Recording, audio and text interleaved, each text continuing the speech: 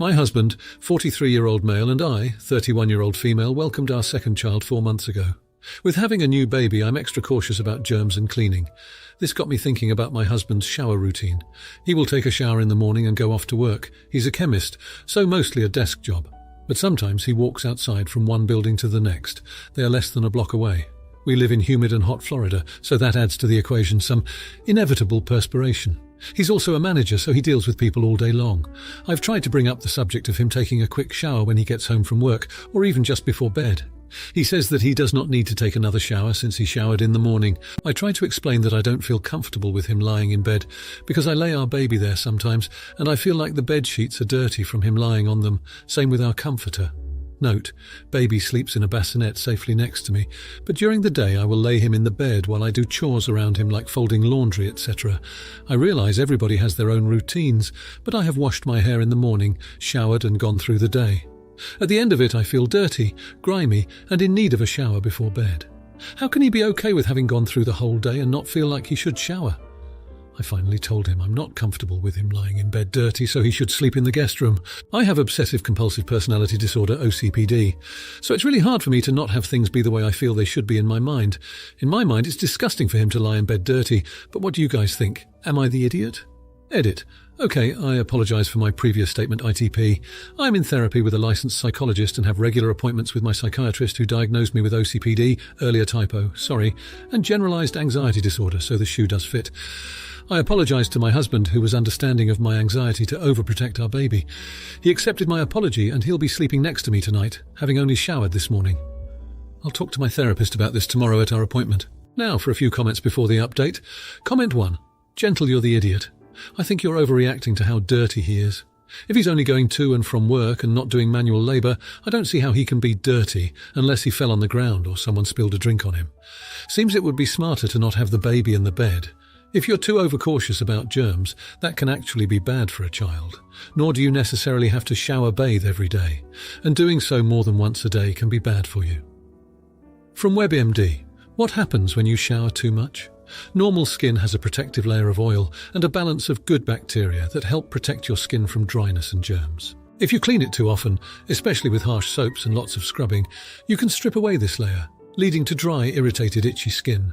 This can cause cracks in the skin that allow germs and allergens to get through, resulting in skin infections or allergic reactions.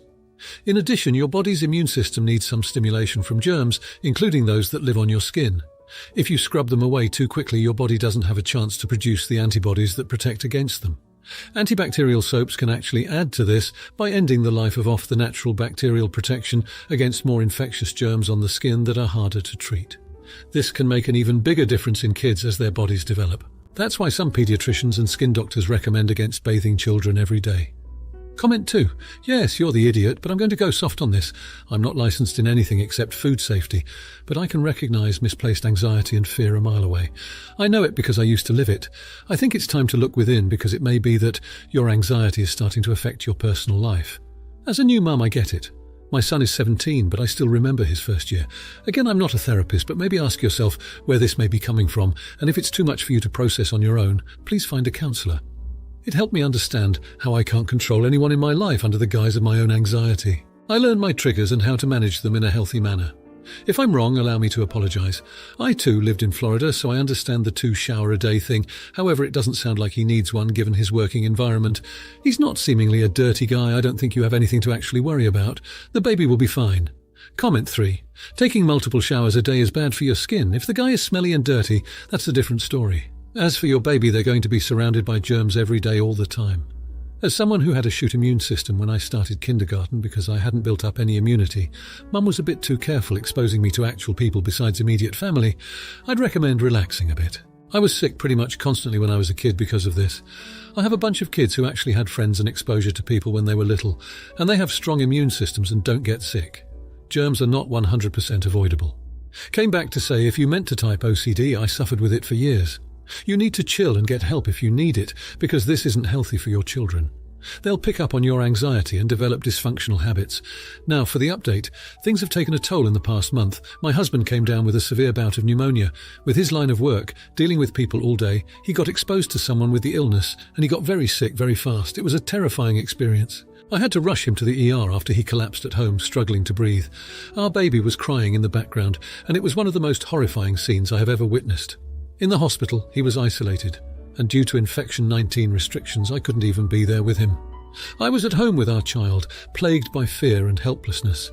I could only talk to him over video calls, and it was heartbreaking to see him suffering, hooked up to tubes and machines. He was in the hospital for 2 weeks. Being alone at home gave me a lot of time to reflect on things. I realized that I had been pushing him away, making him sleep in the guest room. It all seemed so trivial now. The thought that I might lose him had me re-evaluating my priorities.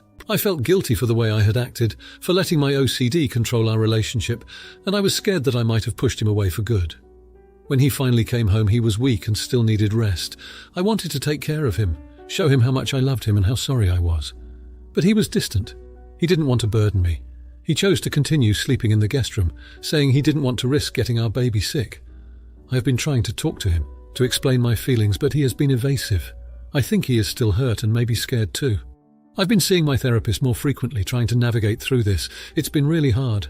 I wish I hadn't let my obsession rule over my actions. I wish I had shown him more understanding earlier.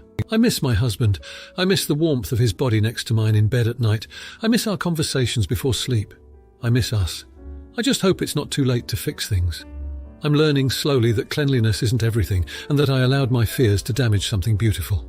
I'm not giving up, though. I want to fight for us, for our family. I want my husband to know that he's loved and valued. Above all, I want to make things right for our baby. I'm hopeful that with time and patience we can heal and rebuild our relationship, stronger and deeper than before. Now, for the comments. Comment 1, not the idiot. It's commendable that you're realizing and acknowledging the errors in your behavior. Self-reflection is never easy, especially when you discover things about yourself that you may not like. It's clear that your obsession with cleanliness has had a negative impact on your relationship. However, the fact that you're seeking therapy and actively working on changing, this is a huge step in the right direction. You can't control how your husband reacts to this, but it's important that you continue to communicate your feelings, your remorse, and your plans to change. Comment 2. No idiots here. I can see how your husband may feel upset and isolated after his hospital stay, especially without you by his side due to infection-19 restrictions. His need for space is understandable given the circumstances. It's also understandable that you're feeling guilty and trying to make amends. It's great that you're seeking therapy and trying to change your behavior. However, remember that change takes time, and you can't expect him to instantly forgive and forget. Keep being patient and understanding, and give him the space and time he needs to heal. Comment 3. Not the idiot, but tread carefully. It's clear you're willing to take responsibility for your past behavior and are actively seeking to change, which is admirable. However, you need to remember that your husband has just come out of a serious illness and could be dealing with physical and emotional trauma. His distance could be a result of that, rather than a reaction to your past behavior. Try to support him in his recovery and consider seeking professional help for him as well. The road to rebuilding your relationship will be a long one, but with patience, understanding, and professional assistance, it's definitely possible. Now, for the next story. My 20-year-old daughter lives with me, 47-year-old. She has a boyfriend, Gary, 20-year-old, who currently lives with his own parents. She lost her job over infection-19 and has felt too sad since then to look for a new one. I'm not sure if Gary has ever worked, but he doesn't now. Mostly he just sits around my house playing Xbox and eating my food. I'm not Gary's biggest fan, but my daughter loves him, so I tolerate him and have always been polite to him. About a month ago, she went missing for a little over 3 days. While she does go out a fair bit without telling me, this was a lot longer than usual. I rang her mother and messaged Gary and any of her friends I could think of, and no one had seen her. Eventually, Gary responded with a picture of a baby and "Say hello to your grandson." She had never even told my ex-wife or I that she was pregnant. For context, she's a bigger girl and had put on a couple of extra kilos over the last couple of months. While it seems obvious now in retrospect, at the time it just seemed like normal weight gain. She and Gary brought the baby back to our house sometime the next day while I was at work. When I got home, I asked her why she wouldn't tell me something like this, and she said it's because she wanted Gary to move in with us, and she knew if she'd asked before the baby was born, I would have said no, and that she and Gary need to get themselves sorted, both get jobs, and find their own place to live before the baby comes. She's probably not wrong. But if she waited until he was born, then I'd have to say yes to Gary moving in, because what kind of monster would keep their grandson from living with their father?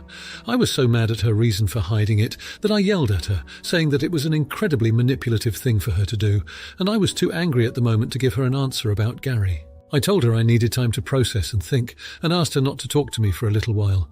She rang her mother in tears.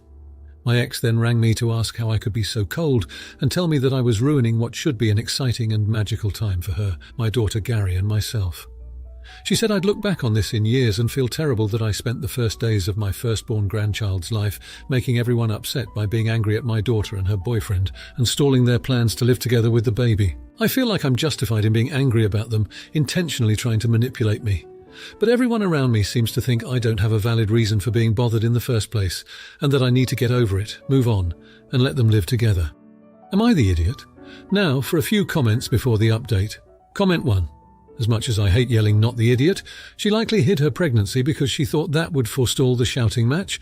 Not that the shock wouldn't feel provocative to me too. Trust me, I'd have swallowed my tongue hearing that. What she did was manipulative. You're not wrong in saying that out loud.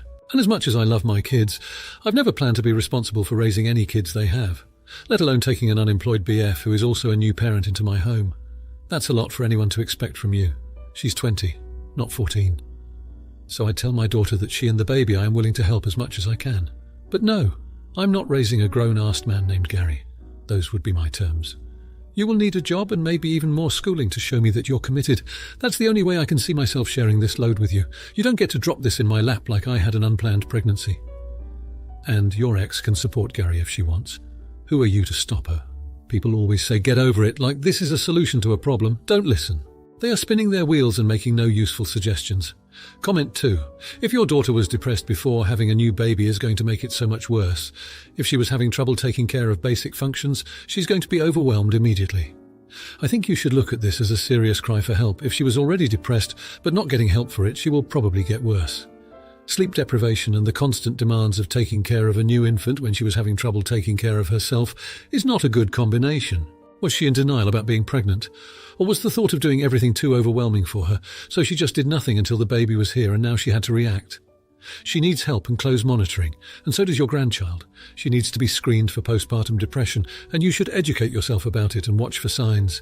You may have to parent your 20-year-old for a while, but she and the baby are lucky to have you. Don't just give up and say, not my problem. Comment 3. Wow, just wow.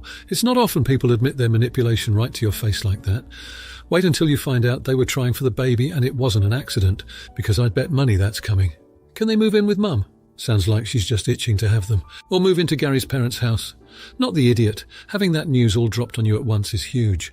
If there's no other place for your daughter to go, I do hope you let her stay though, for the baby's sake. But I'd tell her no overnights with Gary. If she wants to be a happy family with him, they should have gotten jobs years ago, but at the very least, Gary needs to get his act together now and get one so they can rent their own happy family home eventually. Now for the update. It's been a rough month to say the least. Gary moved in despite my reservations, and it soon became clear why my daughter hid him from me. He's immature, disrespectful, and doesn't contribute to the household. He's constantly playing video games instead of looking for a job or helping with the baby. I tried to talk to him about it several times, but he just brushed me off. My daughter, on the other hand, is in deep denial. She's still jobless and is completely overwhelmed by the baby. She spends most of her time caring for him, which I understand, but she's not even trying to find a job. When I bring it up, she accuses me of being unsympathetic and harsh. It's as if she's forgotten that they need to provide for their child. Health-wise, the baby is doing fine, but emotionally I worry about the environment he's growing up in. The tension in the house is palpable, and it's devastating to watch my own flesh and blood be so lost in this mess. I contacted my ex, hoping she could talk some sense into our daughter, but she just reiterated that I was overreacting. I feel like I'm the only one who understands the gravity of the situation. To make matters worse, I lost my job 2 weeks ago. Now I'm stuck at home dealing with the chaos. My savings are running out and I'm starting to feel the pressure. I'm wondering if I made a mistake by letting them move in. It's been a month of stress, sleepless nights and endless arguments. I tried to do what I thought was best for my daughter and grandchild, but now I'm questioning if I've really done the right thing. I look at my grandson and it's heartbreaking to think of the life he's been born into. I just don't know what to do anymore. Now, for the comments. Comment 1. Not the idiot. First off, it's entirely reasonable for you to be worried about the environment your grandchild is growing up in. Kids need stability and responsible role models, and it doesn't sound like Gary or your daughter are currently in a position to provide that.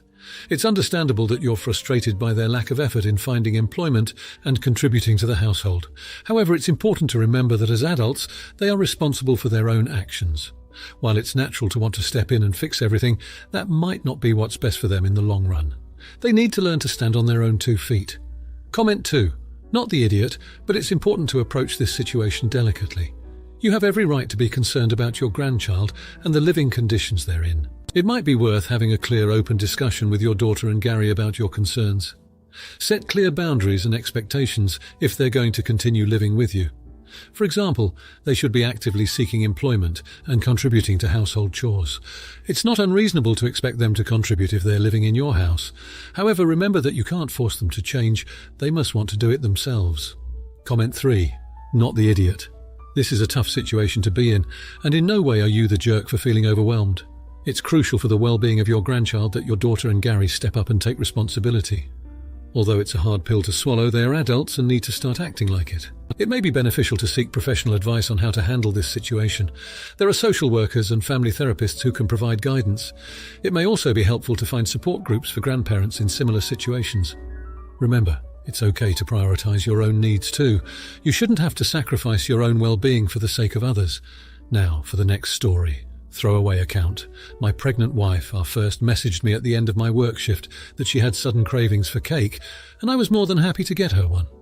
Unfortunately, as this was close to 6 p.m, the bakery only had a Swiss roll left in terms of cake. As I was selecting a few other breads, a mother and her daughter came in, and the girl noticed the Swiss roll in the display cabinet and shouted that she wanted it. However, I had already ordered it, and when the worker took it out for me, the girl started screaming and crying. The mother did initially ask if I could leave the roll for her, but I said that I ordered first. She then began getting extremely demanding, saying that I didn't need to eat it. Can't you feel for a kid? How selfish, etc. It only stopped when the worker said that I had come first and ordered it before the mother and daughter had even walked in. I got home and told my wife about the incident. She said that I was a bit of a jerk for not giving up the cake for the kid, and that she would have understood if the store had no more since I did buy other sweetbreads, or I could have gone to the supermarket instead. She also asked why I didn't tell the mother that I was buying it for a pregnant wife with cravings. I didn't see the need to share private info, but my wife said that maybe the mother would have understood, and that I appeared to be insensitive by sticking to ordering first as my argument. We did end up enjoying the Swiss roll, and she told me not to worry and just be more mindful next time. But I can't help but feel a bit guilty. Was I the jerk for denying a kid a cake she wanted? Now, for a few comments before the update. Comment 1. Holy crap, everyone in this scenario except you and the bakery employee sucks butt, including your wife.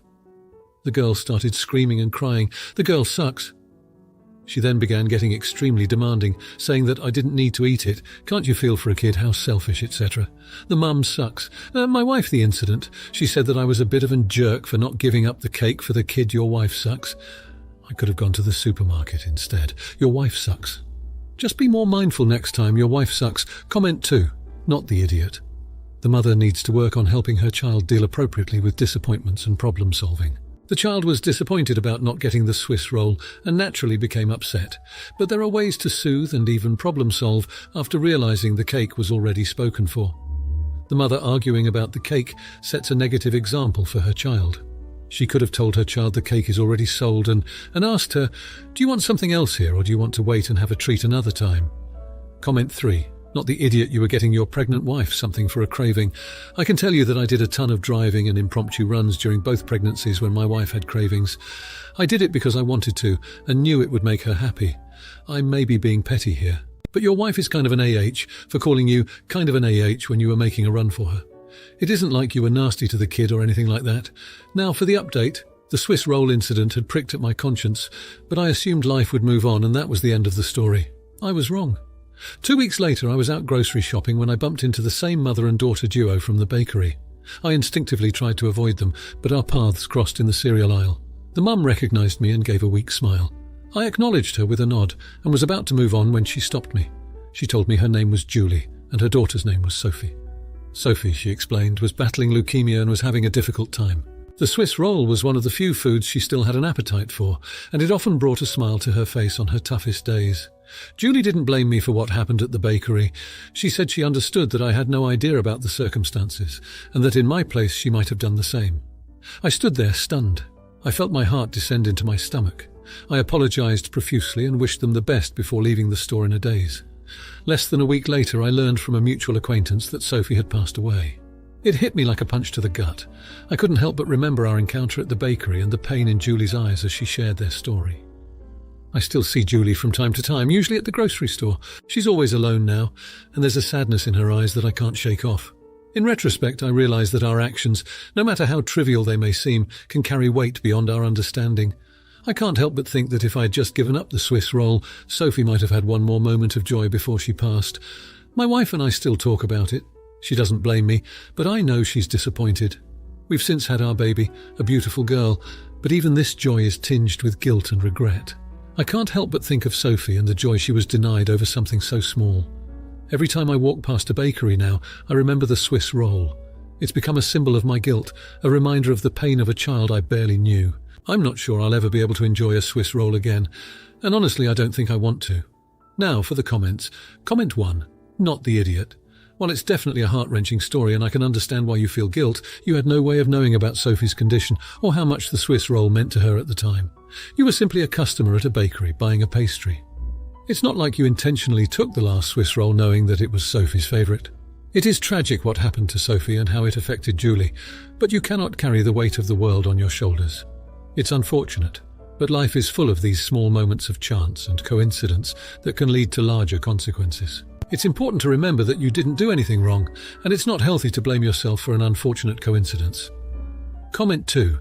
Not the idiot. But this should serve as a reminder that our actions, no matter how seemingly insignificant, can have far-reaching effects. It's not about guilt or blame, but about understanding the importance of empathy and kindness. While you couldn't have known about Sophie's situation, this experience should make you more conscious of how we interact with the world around us. However, it's also crucial to not let this guilt consume you. You did nothing wrong, and it's important to remember that while we should strive to be aware of our actions, we can't predict every outcome. Comment 3.